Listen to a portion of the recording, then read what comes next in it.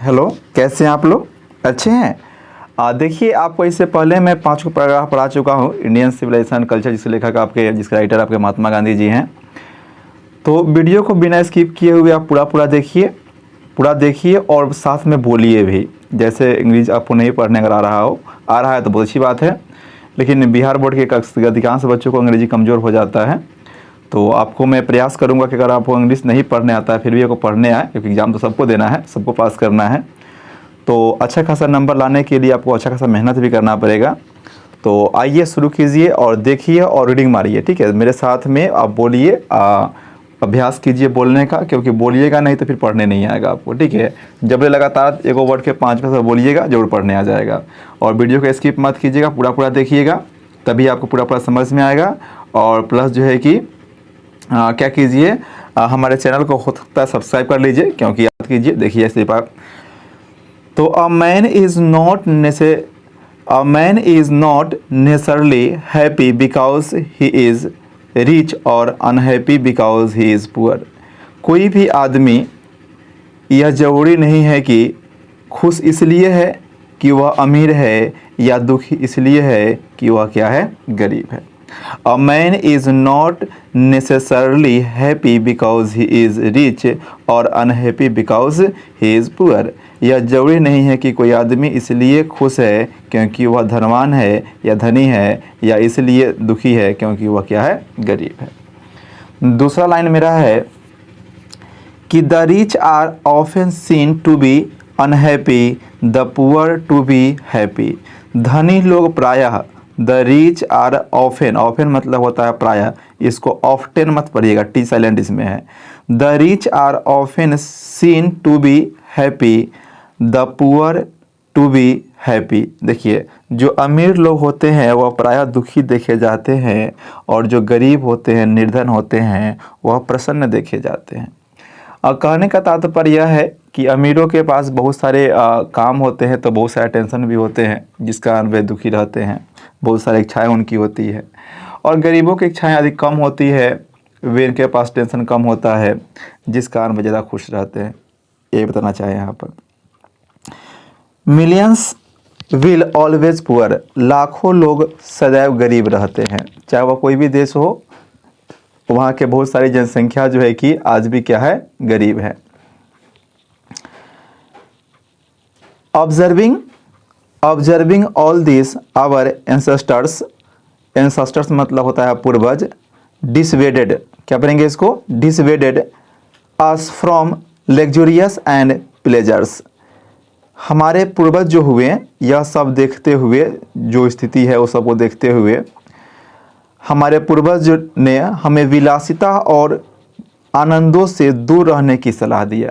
जो हमारे ऋषि मुनि हुए, हमारे पूर्वज हुए हैं, उन्होंने जो स्थिति है उसको देखते हुए बताया कि हम लोग विलासिता और लग्जूरियस मतलब हो गया विलासिता, लग्जूरियस, और प्लेजर्स मतलब हो गया आपका आनंद या भोग, इससे दूर रहने की सलाह दिया था। We have managed with the same kind of plug as existed thousands of years ago. हमने उसी तरह के हल से काम चलाया। We have managed with the same kind of plug. हमने उसी तरह के हल से काम चलाया, as existed thousands of year ago, जो हजारों वर्षों से चलन में था। हजारों वर्षों से चलन में था मतलब जो हमारे पूर्वज लोग यूज़ करते थे हल, उसी हल से हमने काम चलाया। चूँकि महात्मा गांधी द्वारा ऐसे लिखा हुआ है, अब जानते ही हैं कि महात्मा गांधी के मरे सालों साल हो गया, 1948 में ही मरे हुए थे, और आज कितने साल बीत गए। तो इतने साल बीतने के बाद वो अपने समय की स्थिति को बताए हैं, जिस समय ट्रैक्टर वगैरह का उतना प्रचलन नहीं था, कम था, लोग बैल से ही हल जोता करते थे। तो वही कह रहे हैं कि प्राचीन समय में ही लोग जानवरों से ही अपने हल जोतने का काम करते थे, और आज भी हम अपने आप को वैसे ही रखे हुए हैं। We have retained the same kind of cottage. क्या कहा है कि we have retained the same kind of cottage. Cottage मतलब होता है झोपड़ियाँ, है ना। हमने उसी तरह की झोपड़ियाँ बना रखे हैं। We have retained the same kind of cottages that we had in former times. हमने उसी तरह की झोपड़ियाँ बना रखी है जो हमारे पास पुराने समय में भी थी, पुराने समय में भी थी। एंड आवर इंडिजिनस, इंडिजिनस मतलब होता है इंडिजिनस, पढ़ेंगे इसको इंडिजिनस, क्या पढ़ेंगे इंडिजिनस मतलब होता है स्वदेशी। Education remains the same as before. क्या कहा कि आवर इंडिजिनस मतलब स्वदेशी होता है, एडुकेशन मतलब शिक्षा हो गया, remains the same as before. हमारी स्वदेशी शिक्षा प्रणाली भी पहले जैसे ही रही है। जो हमारे यहाँ शिक्षा की व्यवस्था थी महात्मा गांधी के समय में, वह पहले जैसे ही थी, आधुनिकरण नहीं हुआ था, मॉडर्नाइजेशन नहीं हुआ था। We have had no system of life corroding competition. हमारी कोई जीवन का क्षय करने वाली प्रतियोगी प्रणाली नहीं थी। कंपटीशन मतलब यहाँ प्रतियोगी हो गया, ठीक है। तो we have had no system of life corroding competition. हमारी कोई जीवन का क्षय करने वाली प्रतियोगिता प्रणाली नहीं थी। मतलब हम लोग दूसरे जीव को यानी कि दूसरे सभ्यता को अंत करने वाले कोई कहानी नहीं कहे हुए हैं। Each followed his own occupation, read and charged a regular ways।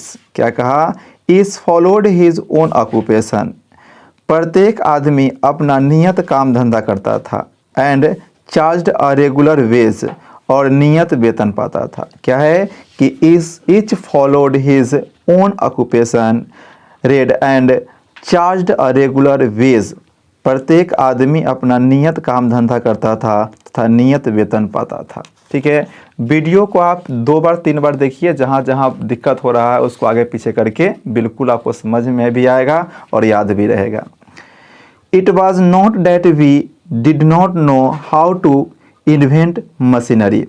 देखिए कुछ लोग हम पर यह लगाते हैं आरोप कि हमें मशीनों का आविष्कार करना नहीं आता था। तो यहाँ पर महात्मा गांधी जी स्पष्ट किए हैं कि it was not that we did not know how to invent machinery. यह बात नहीं थी कि हमें मशीन बनाने का ज्ञान नहीं था, ठीक है, ज्ञात नहीं था। But our forefathers know that, लेकिन हमारे जो फॉर फादर्स हुए, जो पूर्वज हुए, जो हमारे हमसे पहले जो जन्म लिए यहाँ पर, वे लोग जानते थे। If we set our hearts after such things, यदि हम अपने दिल को, अपने हृदय को, अपने मन को इन मशीनों में लगा लेंगे, ऐसे चीज़ों में लगा लेंगे। सच थिंग्स मतलब ऐसे चीज़ मतलब मशीनरी के लिए यहाँ पर आया है। We would become slaves and lose our moral life. तो हम क्या करेंगे कि हम अपना जब मन लगा लेंगे इस तरफ से, तो हम अपनी इन मशीनों में कोई गुलाम बन जाएंगे। हम इन मशीनों के गुलाम बन जाएंगे। कैसे लिखे? वी वुड बिकम स्लेव्स, गुलाम बन जाएंगे। स्लेव्स मतलब गुलाम यहाँ होता है, slaves and lose our moral fibre, और अपनी जो नैतिक प्रवृत्ति होती है, जो हमें काम करने की क्षमता है, जो हमारे इंडियंस में होते हैं, वे हम खो बैठेंगे। They therefore after due deliberation, deliberation पढ़ेंगे इसको। डेलिब्रेशन मतलब होता है विचार विमर्श। Deliberation decided that we should only do what we could with our hands and feet. इसलिए उन्होंने विचार विमर्श किया। किन्होंने? है ना, दे मतलब उन्होंने यहाँ पर हुआ, देयरफॉर मतलब इसलिए। They therefore after due deliberation decided that we should only do what we could with our hands and feet। इसलिए हमारे पूर्वजों ने विचार विमर्श करके निश्चय किया कि हम वही कार्य करें जो हम अपने हाथ पांव से कर सकते हैं, जो हम अपने शरीर से कर सकते हैं, वैसे ही काम करें ताकि हम ज़्यादा समय तक स्वस्थ रह सकें। जिसको अगला लाइन में इन्होंने स्पष्ट किया है कि दे सो डैट, उन्होंने देखा कि our real happiness and health consisted मतलब होता है शामिल करना, कंसिस्टेड मतलब शामिल किया, in a proper use of our hands and feet. उन्होंने शामिल किया, उन्होंने देखा कि हाथ पाँव के उपयोग में ही हमारी वास्तविक खुशी एवं स्वास्थ्य निहित है, छुपा हुआ है। यदि हम हाथ पैर कहीं ज़्यादा प्रयोग करेंगे तो इससे हम ज़्यादा खुशहाल रहेंगे और ज़्यादा दिन तक स्वस्थ रहेंगे। हम लोग कि दे further reached that large cities were a snare मतलब जाल होता है, स्नेयर पढ़ेंगे, स्नेयर एंड अ यूजलेस अनकम्ब्रेंस। क्या पढ़ेंगे? अनकम्ब्रेंस। बोलिए, अनकम्ब्रेंस मतलब होता है बधाएं। उन लोगों ने, जो हमारे पूर्वज थे, आगे बताया है कि या तर्क दिया है कि बड़े नगर जाल तथा निरर्थक, यूजलेस मतलब होता है बेकार या निरर्थक, ठीक है। और बताए हैं अनकम्ब्रेंस मतलब होता है क्या? बधाएं। तो जो बड़े नगर होगा वह जाल और बधाओं से घिरे हुए रहेगा। And that people would not be happy in them, और वहाँ के लोग उनमें खुश नहीं रहेंगे, वहाँ के लोग उनमें खुश नहीं रहेंगे। And that people would not be happy in them. That there would be gangs of thieves and robbers. क्या कहा गया यहाँ पर? Gangs of thieves and robbers मतलब चोर डाकुओं के गिरोह वहाँ पर रहेंगे। उसके बाद में प्रोस्टिट्यूशन पढ़ेंगे, इसको प्रोस्टिट्यूशन। क्या पढ़ेंगे? प्रोस्टिट्यूशन मतलब होता है वेश्यावृत्ति, ठीक है। जो महिलाएं क्या कहिएगा, पैसे के लिए शरीर बेचती हैं, ठीक है, उसको कहेंगे prostitution. And vice flourishing in them, उन शहरों में यानी वहाँ पर, ठीक है, चोरों डाकुओं का गिरोह होगा और वहाँ पर वेश्यावृत्ति और पाप पनपेंगे। वाइस मतलब होता है पाप। And that poor man would be robbed by rich man, और गरीब लोग अमीरों के द्वारा शोषण किए जाएंगे, लूटे जाएंगे। रॉब्ड मतलब यहाँ लूटा हुआ, लेकिन इसका हम लोग अर्थ लगाएंगे शोषण किया जाना, ठीक है। शहरों में अक्सर अमीर लोग जो है कि गरीब लोगों का शोषण करते हैं, काम करवाते हैं अधिक और पैसा देते हैं कम। They were therefore satisfied with a small villages, इसलिए या इस कारण वे जो हमारे पूर्वज हुए वे लोग छोटे गांवों में ही संतुष्ट थे। सेटिस्फाइड मतलब होता है संतुष्ट थे। चलिए अब 8वां में चलिए, 8वां पैराग्राफ में चलते हैं कि दे सो डैट, उन्होंने देखा कि they saw that kings and their swords were inferior to the sorts of ethics, उन्होंने देखा कि राजा और उनकी तलवारें मतलब यहाँ ताकत हो गया, शक्ति हो गया, ठीक है। सोर्ट्स मतलब हो गया शक्ति या तलवारें। वर इन्फीरियर मतलब कि कमतर थी, कमज़ोर थी। To the sorts of ethics मतलब कि जो नैतिकता की तलवारें होती हैं, नैतिकता की जो शक्ति होती है, इथिक्स मतलब यहाँ नैतिकता हो जाएगा। तो नैतिकता का जो शक्ति है उसके सामने राजाओं की शक्ति और उनकी तलवारें जो है कि कमज़ोर पड़ जाती थी, कमतर थी। And they therefore held the sovereigns, क्या पढ़ेंगे? सॉवरेंस यानी सम्राट होता है, of the earth to be inferior to the rishi and the fakirs. आगे बताए हैं कि और इसी कारण वे धरती के सम्राटों को ऋषि तथा फकीरों से है ना कमतर समझते थे। देखिए यहाँ पर क्या समझाने का प्रयास किया है कि जो ताकत था नैतिकता का, वह तलवार के ताकत से, राजाओं के तलवार के ताकत से अच्छी मानी जाती थी, ठीक है। उसके बाद में बताने का प्रयास किए हैं कि and they therefore held the sovereigns of the earth to be inferior to the Rishi and the फकीर्स, और इसी कारण वे धरती के सम्राटों को ऋषियों तथा फकीरों से कम समझते थे। A nation with a constitution मतलब होता है क्या कहिएगा, संविधान कहिए या व्यवस्था कहिए, क्या हिंदी इसका होता है, यहाँ पर इसका हिंदी संविधान हो जाएगा या व्यवस्था।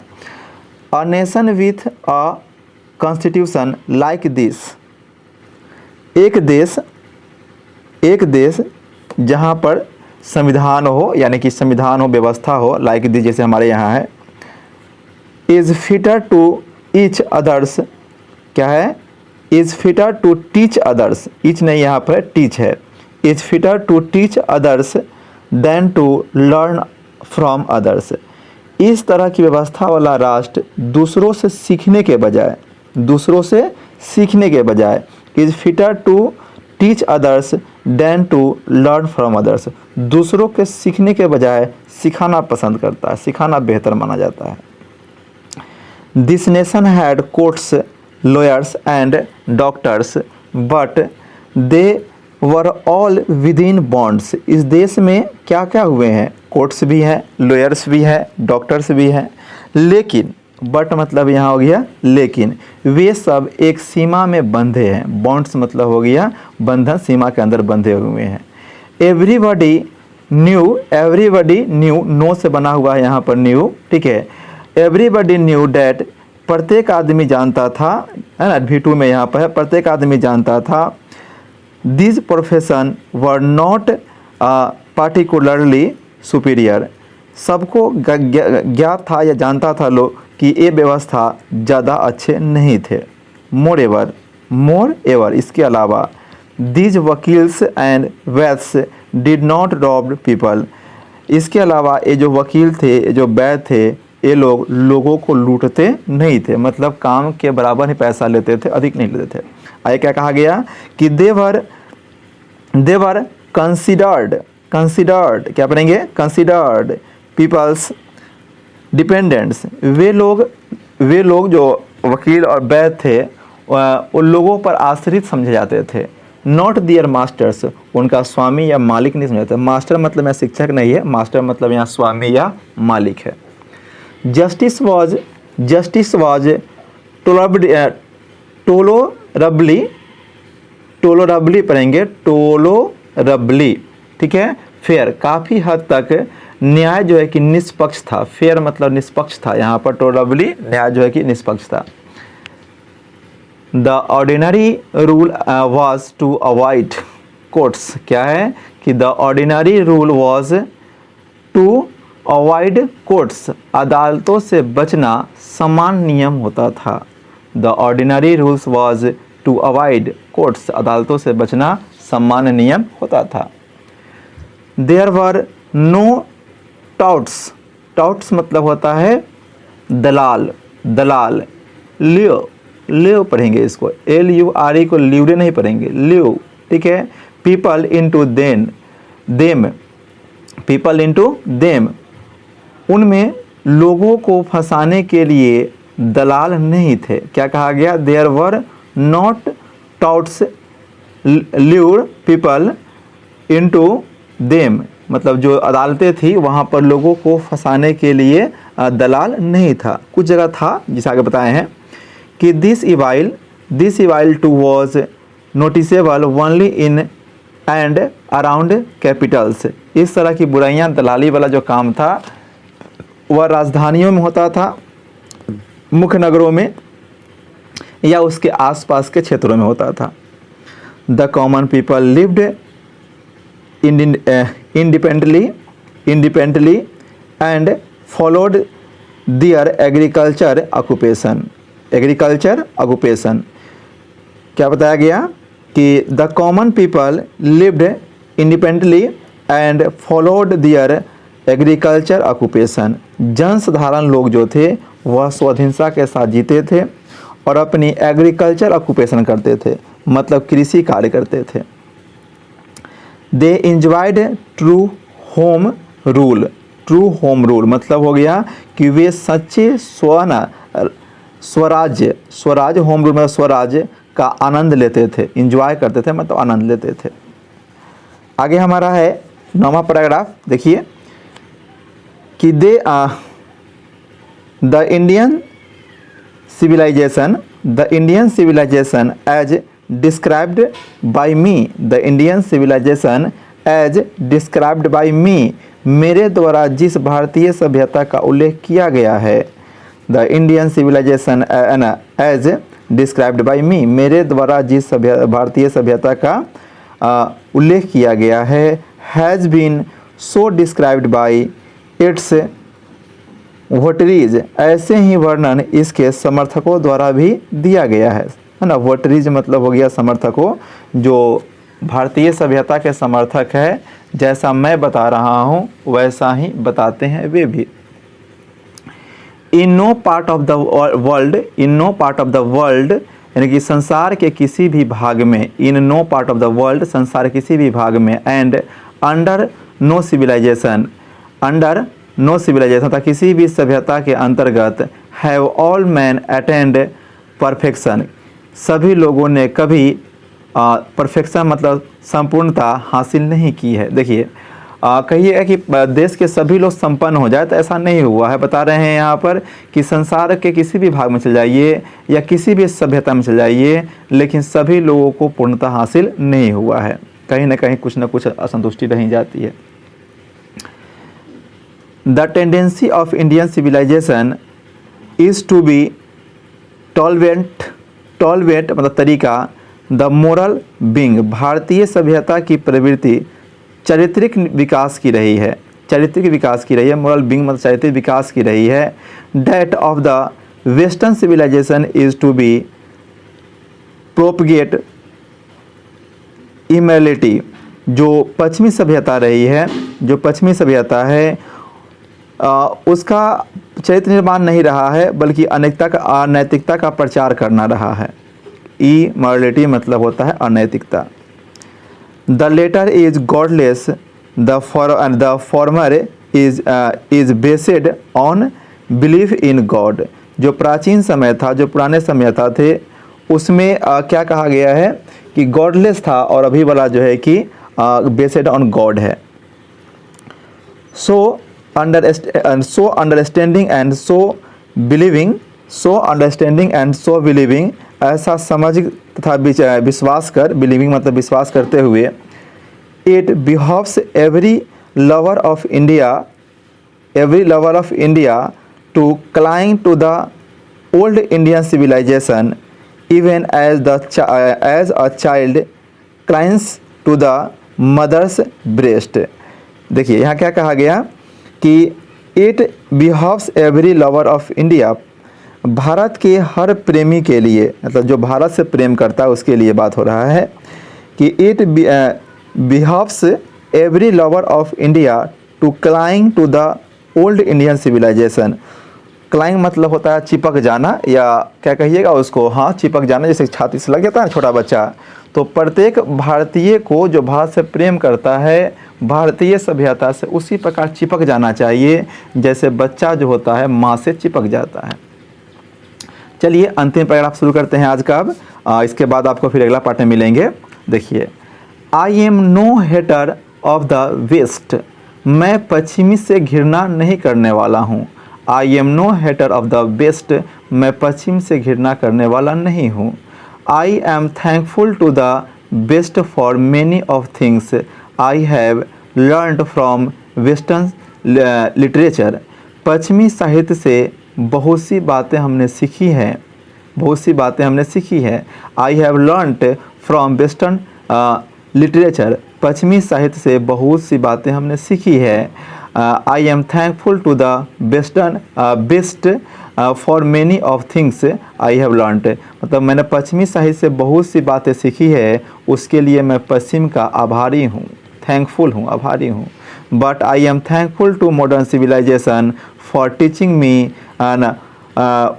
that if I want India to rise to its fullest highest, किंतु मैंने सीखा है, यह भी सीखा है आधुनिक सभ्यता से, यह भी जाना है कि अगर इंडिया को ऊंचे पर ले जाना है, बहुत ऊपर पर ले जाना है, तो क्या करना चाहिए। I must tell my countryman, तो हमें अपने देशवासियों से फ्रैंकली कुछ कहना चाहिए। क्या कहना चाहिए, डैट की after years and years of experience to modern civilisation, मैंने सालों साल के जो अपनी एक्सपीरियंस लिया है मॉडर्न सिविलाइजेशन से, आई हैव लर्नड, मैंने सीखा है, वन लेसन फ्रॉम इट, इन सभी से मैंने एक ही पार्ट सीखा है, it and that is that we must shun it at all costs, किसी भी कीमत पर हमें जो यह आधुनिक सभ्यता जो पश्चिमी सभ्यता है उस सभ्यता को त्याग देना चाहिए, क्योंकि यह हमें लूट करके बर्बाद कर देने वाला है, हमारी नैतिकता को डुबा देने वाला है। तो इस तरह से आज का पार्ट यहीं पर ख़त्म होता है। अगला पार्ट का नोटिफिकेशन लेने के लिए आप वीडियो को हमारे चैनल को सब्सक्राइब कर लीजिए। अगर वीडियो आपके लिए उपयोगी लग रहा है तो वीडियो को लाइक कीजिए और अपने मित्रों में शेयर कीजिए। धन्यवाद।